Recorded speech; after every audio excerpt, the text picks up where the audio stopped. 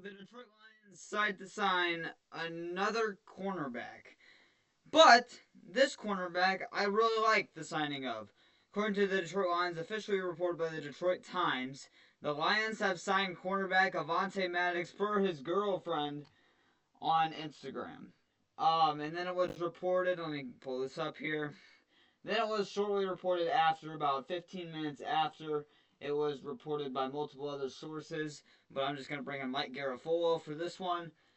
Mike Garafolo reached going after this tweet. The Eagles' fourth round pick back in 2018 moves on to Detroit to join the Lions. Helped seal the Super Bowl win with a pass defended on fourth down against the Chiefs late in the third quarter when they were winning 27-0. It was a very nice play he did make in that game. So Avonte Maddox, he was also on my board last year when he was available to be signed, along with Rocky Sin. So these are two signings I really, really like the Lions making. The Rock and Rocky Sin and Avonte Maddox. These are great depth signings, especially Avonte Maddox. I'm trying to figure out what we're doing at the defensive back position because in my opinion there's no way we're already done with our cornerback room. Obviously you got to get a couple more depth pieces in there for like UDFAs and stuff like that for practice squad spots and just have some depth back there for training camp and preseason. But we already got our 6 corners essentially for the 53-man roster if you look at it this way. And Reed is your 1, Arnold is your 2, Amik Robertson is your 3, Ray Shaw is your 4, Avonte Maddox is your 5, and Rocky Sin is your 6 with your reserves. Practice squad guys being Cole Dorsey and Stanley Thomas Oliver. If you want to count Maurice Norris, you can, but I'm counting him as a safety in this case scenario.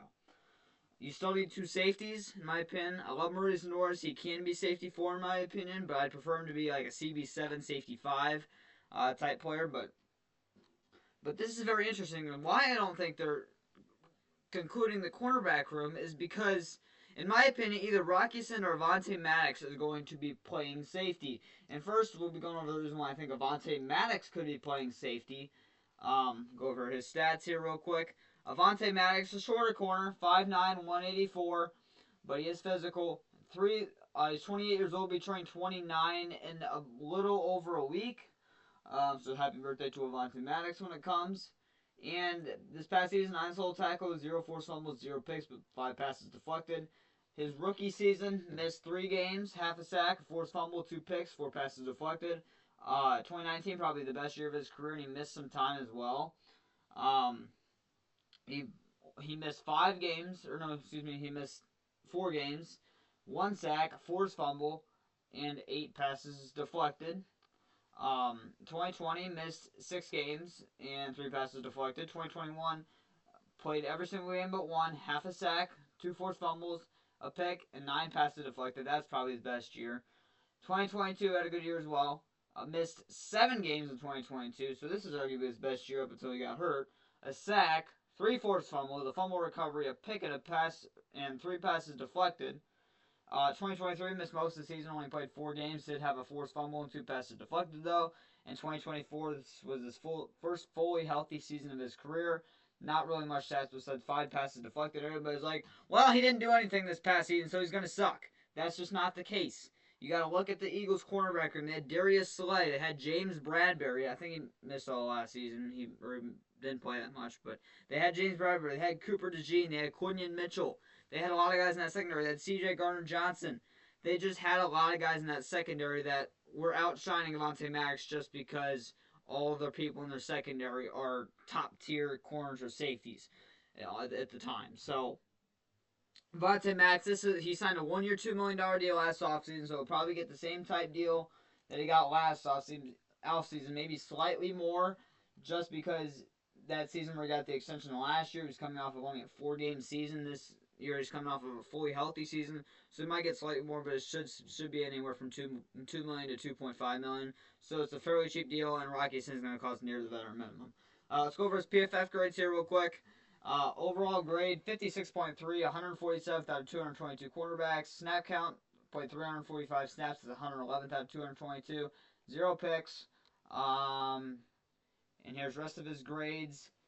His overall grade is okay. His pass rush grade is phenomenal, and this is why I think he could be, not because of his grade, but you look at the stats for sacks-wise and his pressure rate. But this year he's 71.9 pass rush grade, which is 28th among 222 cornerbacks that qualified. But Avonte Maddox, this is funny to me. Avonte Maddox has 3 times the amount of sacks and pressures that Broderick Martin has in his whole entire career. Isn't that something? I mean, isn't that hilarious? A cornerback who's only 5'9" and less than 200 pounds has more pressures and more sacks than a guy we drafted in the third round, in the late third round, who we traded up to get, who is a defensive tackle, who weighs 330 pounds and who's like 6'5" and has 0 sacks and maybe like 2 pressures throughout his NFL career. Isn't that something? And he's been in the league now for 3 years. That's crazy. But I think he could be a safety because he's very good at rushing the passer when you watch the film. Very fast, pretty strong guy. He can get to the quarterback. Again, 3 sacks in his NFL career, which is good for an undersized cornerback.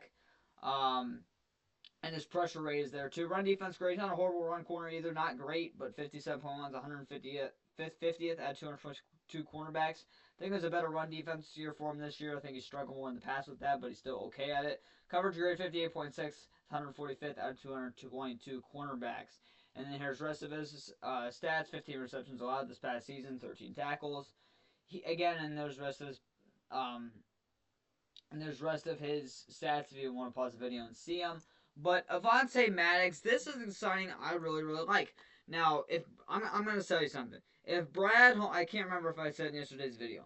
If Brad Holmes brings back Zadarius Smith and he addresses the defensive line, especially defensive end, and he takes 2 guys within the first 4 rounds in the NFL draft at the defensive end position and attacks the other positions of need like guard, receiver, linebacker you can count in there, then this offseason is exactly what he needed to do in my opinion. Maybe I would have preferred an above average, more of a better edge rusher than that, but you have good depth. So then in that case, it'll look like Hutch, Zadarius Smith, and then your other 2 rookies, Davenport and Muhammad with Pascal. That's for pretty good defensive end room, not including the defensive tackle room that he's already improved on this season as well. So Brad Holmes can bring back Zadarius Smith and do those things, which I think is possible. Zadarius Smith has not changed his profile picture on Twitter or Instagram, I don't think, yet. So there's always a chance. But one practical lines, I really, really like this signing. I think there's something else I was mentioning in Burnell. Oh, yeah, on thumbnail. Do I think Emmanuel Moseley could return? No. I think his time as a Detroit Lion has come to an end. I thought that yesterday. I didn't bring him up either yesterday, I don't think. But I thought once we signed Rocky Sin and brought back Cole Dorsey yesterday, that his time as a Detroit Lion came to an end. And for sure, it's going to come to an end with also a signing of Avonte Maddox. Right now, if we re-sign him, he'd be CB8. He might be ahead of Stanley Thomas, however, but he will not be ahead of Cole Dorsey right now. He'd be CB8 for us right now if he was to re-sign with us. I still, honest to God, would not be mad about it if the Lions brought him back. Not to make the 53 man, I guarantee. I would not take him over any of the cornerbacks that we've signed in free agency. Reed, Rocky Sin, or Avonte Maddox, or Arnold Robertson or Rakestraw. I'm not taking him over anybody, or Dorsey even. But as a practice squad or just to add depth in that room for preseason and training camp, if he can come back from his injury and be okay during preseason or training camp, maybe you keep 7 corners on the roster. He could be CB7, or maybe you keep him as a great practice squad corner. So I do think most likely Emmanuel Moseley's time as a Detroit Lion has come to an end, and I do also think that means his NFL career has come to an end. You just can't have essentially 3 back-to-back season-ending injuries. Especially at the cornerback position, and play at a high rate again. Especially, it's not like he was an elite shutdown corner before. He was a CB2 or CB3 at best before that.